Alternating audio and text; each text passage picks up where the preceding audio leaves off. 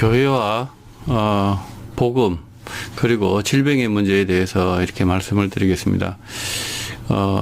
교회가 복음을 전할 때 주의해야 될 점이 복음이 먼저고 질병이 그 뒤입니다. 사도행전에도 이렇게 복음이 먼저 들어가고 그 복음으로 인해서 예수 그리스도를 믿음으로 인해서 질병이 낫는 그런 치유의 역사가 일어나는데요. 한국 교회에서 질병이 고쳐지고 복음을 듣는 이런 거꾸로 된 그 복음 전도가 있습니다. 질병이 먼저가 되고 복음이 그 뒤에 따라가는 그런 그 전도는 없습니다. 그런 복음도 없고요. 교회가 이 순서를 바꾸게 되면 사이비 이단이 됩니다. 그 예를 사도행전 3장을 통해서 볼 수 있는데요. 사도행전 3장 4절부터 제가 8절까지 읽어보겠습니다. 베드로가 요한과 더불어 주목하여 이르되 우리를 보라 하니 그가 그들에게서 무엇을 얻을까 하여 바라보거늘 베드로가 이르되 은과 금은 내게 없거니와 내게 있는 이것을 내게 주노니 나사렛 예수 그리스도의 이름으로 일어나 걸으라 하고 오른손을 잡아 일으키니 발과 발목이 곧 힘을 얻고 뛰어서서 걸으며 그들과 함께 성전으로 들어가면서 걷기도 하고 뛰기도 하며 하나님을 찬송하니. 이 내용은 사도행전 3장의 기록입니다. 사도행전 3장 안전뱅이 성전 미문에 앉아있는 안전뱅이에게 찾아가 베드로와 요한이 찾아가서 그를 그 오후 3시에 만나게 되는 거죠. 성전 미문에서 아무도 관심을 갖지 않는 그를 안전뱅이를 이렇게 구걸하는 그를 베드로와 요한이 주목하여서 그에게 옆에 앉아서 복음의 말씀을 전한 겁니다. 사도행전 3장에 아주 상세한 기록은 없지만 베드로와 요한은 이렇게 바로 앉자마자 일어나 걸어라 이렇게 말한 것이 아니라 그 안전뱅이에게 그 하반신 장애인에게 여러 가지 예수 그리스도의 말씀을 전해 주었던 거죠. 베드로와 요한이 전했을 복음의 말씀은 뻔합니다. 구약에 그 예언하신 그가 예수 그리스도이고 그 십자가에 달려 죽으신 그 예수가 부활하셨고 그 부활하신 예수가 우리도 부활하게 한다 이렇게 요약이 될 수 있는데요. 이 복음의 말씀을 안전뱅이 성전 미문에 앉아있는 안전뱅이에게 전했던 겁니다. 그러자 이 안전뱅이가 자기가 나도 그 예수 그리스도를 믿습니다라고 그리고 나도 부활할 줄 믿습니다. 나도 치유받을 줄 믿습니다 하고 믿음을 고백하게 되는 거죠. 그렇게 고백하자 베드로가 그러면 자 여기 보시는 말씀대로 자 그러면 일어나 걸어라 이렇게 말씀을 이렇게 베드로가 한 겁니다.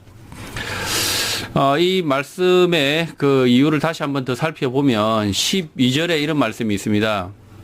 베드로가 이것을 보고 백성에게 말하되 이스라엘 사람들아 이 일을 왜 놀랍게 여기느냐 우리 개인의 권능과 경건으로 이 사람을 걷게 한 것처럼 왜 우리를 주목하느냐라고 기록하고 있습니다. 여기서 주목하셔야 될 부분이 베드로의 개인의 권능과 경건이 아니다라고 분명히 말하고 있습니다. 이 분명히 말하고 있는데도 불구하고 한국 교회가 교회 안에 권능이 있다 이렇게 가짜로 가르치는 겁니다. 교회 안에 권능이 있다 또는 그 목사 자기에게 권능이 있다 이렇게 가르치고 있습니다. 이건 사기입니다. 사기. 안전뱅이가 베드로와 요한이 전한 복음을 믿지 않으면 이런 권능은 나올 수가 없습니다. 이 사람에게 권능과 경건이 베드로의 권능과 경건으로 이 사람이 낳은 것이 아니라 이 안전뱅이의 믿음으로 낳은 것이죠. 안전뱅이의 믿음. 안전뱅이가 이 복음, 예수 그리스도의 복음을 베드로와 요한을 통해서 들었을 때 그 복음에 대해서 아멘 하고 받았고요. 그것을 믿습니다라고 했을 때 그 안전뱅이가 나은 겁니다. 그러니까 복음이 먼저고요. 그 다음에 그 복음을 통해서 믿은 그 믿음 때문에 이 안전뱅이가 질병이 낫는 겁니다. 그러니까 복음과 믿음과 질병 이런 순서가 질병이 나음 이런 순서가 되는 거죠. 그런데 잘못 한국 교회가 가르치고 있는 겁니다. 질병을 낫기 위해서 교회에 찾아오고요. 질병을 낫기 위해서 찾아오고 그것을 위해서 기도하고 그리고 나서 낫기를 구하는 이런 형편없는 복음을 전하는 거죠. 이건 사기입니다. 사기. 사이비 이단이라고 말할 수 있는 거죠. 다음 말씀을 보시면 16절에 보면 더 명확하게 나와 있습니다. 그 이름을 믿음으로 그 이름이 너희가 보고 아는 이 사람을 성하게 하였나니 예수로 말미암아 난 믿음이 너희 모든 사람 앞에서 이같이 완전히 낫게 하였느니라 이렇게 말하고 있습니다. 다시 한번 정리하면 복음을 베드로 요한이 그 아무 주목 보잘것없는 성전미문에서 구걸하는 안전뱅이 하반신 장애인을 주목하여서 그 옆에서 말씀을 전한 거죠. 말씀을 전하고 그 말씀을 전한 그 말씀을 이 안전뱅이 이 사람이 믿은 거죠. 그리고 믿은 사람이 이 믿음으로 그 이름이 이제 그 예수 그리스도의 이름을 통해서 그가 이 사람을 성하게 하였다 이렇게 기록하고 있는 겁니다. 한국 교회에 많은 치유 사역 하신다는 분들 이런 분들 바로 아셔야 됩니다. 반드시 바로 아셔야 됩니다. 복음을 전해야 되는 겁니다. 복음을 전해야 되고 말씀을 가르쳐야 되는 것이지 병 낫는 그런 기술, 그런 권능, 그런 능력 교회에 주신 일이 없습니다. 복음을 전해서 복음이 그 믿음을 그 사람이 질병을 가지고 있었던 그 사람이 믿음을 통해서 그 믿음이 혹시나 그 능력 하나님의 능력을 더 입을 수 있습니다. 그러나 치유를 통해서 복음을 믿는다. 치유를 통해서 말씀을 듣는다. 이 택도 없는 소리입니다. 택도 없는 소리. 이런 가짜들은 한국 교회에서 없어져야 됩니다. 어쨌든 복음이 먼저고요.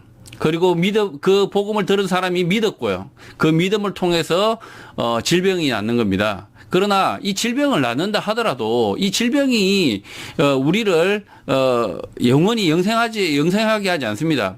이 질병의 나음이 우리를 영생하게 하는 것이 아니고요. 말씀입니다. 말씀. 예수 그리스도의 말씀만이 우리를 그 말씀을 믿음으로만이 믿어서 순종하는 그것만이 우리를 삶을 영생하게 할 수 있습니다. 구원을 얻을 수 있습니다. 이 땅에서 잠시 몸이나 본들 아무리 건강한들 아무 소용없습니다. 다시 살아난들 의미가 없습니다. 다시 살아나도 나 살아도 죽었습니다.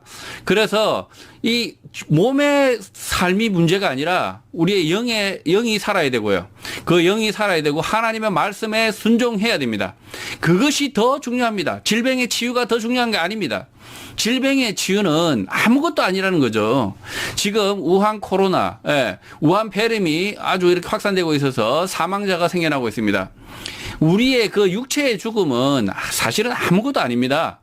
이렇게 죽고 살고 하는 것은 모든 사람이 죽게 돼 있습니다. 그 죽음을 뛰어넘어서 그 죽음이 문제가 아니라 하나님을 알고 예수 그리스도를 알아서 구원 얻는 것, 영생 얻는 것, 하나님 말씀에 순종하는 것, 그것이 더 중요한 것입니다. 영원히 사는 것이 더 중요한 겁니다. 육체의 질병에 대해서 강조하는 것은 교회가 가짜라는 겁니다. 육체의 질병을 낫는 것, 육체의 질병이 회복되는 것, 이런 것만 가르치는 것은 가짜라는 것입니다. 복음이 먼저고요. 그 다음 믿음이고, 질병에 치유되는 것들은 그것은 아주 안 중요한 것이라는 거죠. 다시 한번 강조합니다. 강조하고 마무리하겠습니다. 복음의 말씀을 가르치는 것이 무엇보다 중요하고 그 예수 그리스도의 복음의 말씀을 듣고 믿는 것이 더 중요하고요. 치유, 질병, 다시 살아나는 것, 심지어 이런 것들은 그렇게 중요한 문제가 아닙니다. 분명히 하시고 한국 교회에 이런 사이비 이단들이 없어지기를 바랍니다.